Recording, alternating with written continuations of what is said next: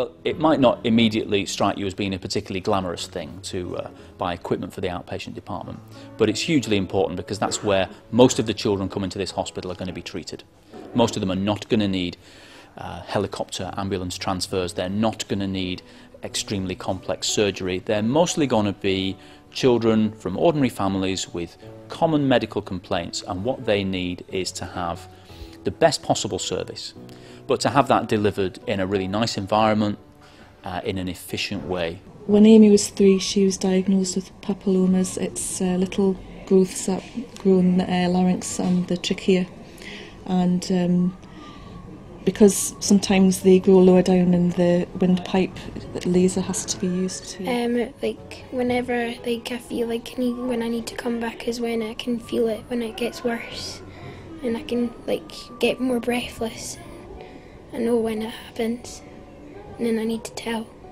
Amy's in tonight because she's been admitted to theatre tomorrow for a look down to see if there's any papillomas needing to be removed, and if there is, she'll have laser surgery.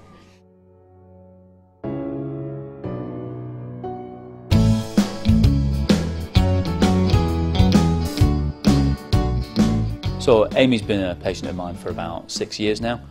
She's had in that time 100 operations with me, and I think tomorrow is going to be 101.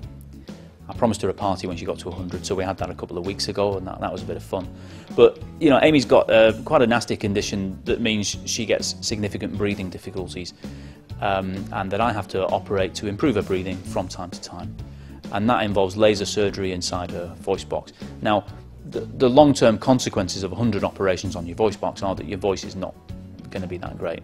And Amy's okay, but I wanted to come to the voice clinic so that we can actually have a look at how her voice box functions with her awake, rather than how it looks when she's asleep having her surgery. I want to see how it is when she's actually speaking. I want to see how her vocal cords vibrate, and to do that I need specialist equipment, and ideally I need a video screen so she can see how things look herself, and that will help me to explain things to her, and ideally I want to be able to record it as well. So this is all specialist endoscopy and video camera equipment which we don't have in the clinics at the moment.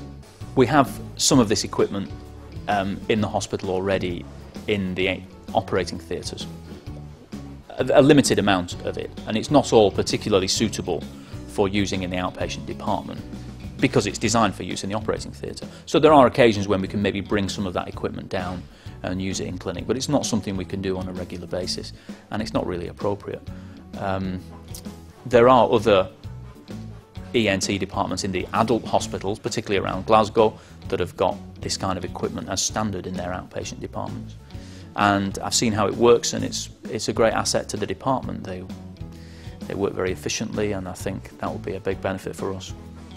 So I've come here to the new Victoria Hospital on the south side of Glasgow, really to show you the kind of equipment that's provided now as the state-of-the-art in adult ENT clinics. This is similar to the kind of stuff that we want, although the thing that we need for our children's work is slightly different, but you'll get the idea. You start off with a screen so that we can put up pictures of noses and throats and ears as part of our explanation of our treatments for the children themselves and for their parents. But also we can use this to show real live images, for example with these telescopes that we can use for looking inside the nose or the ear or down the throat, or we can also attach this onto the side of the microscope, and this is great for examining ears. You can put that on there and show children on screen what I'm seeing inside with all my fancy bits of equipment. So that's really useful for explaining and gaining children's trust and parents' trust too. Well, it will probably mean that Amy will be able to be seen in outpatients rather than having to go under an anaesthetic from us to cover to have a look, and you'll get a better view of what's going on if she's awake, because you'll be able to see the vocal cords moving while she's speaking, and there'll be a speech therapist there to be able to see what's going on as well. You can look at someone like Amy, who's very much a patient of our specialist services.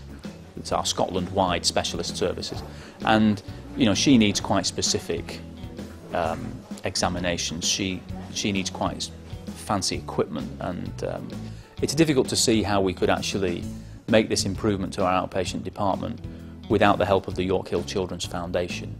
This kind of equipment is expensive, and there are always going to be competing claims for money within the hospital.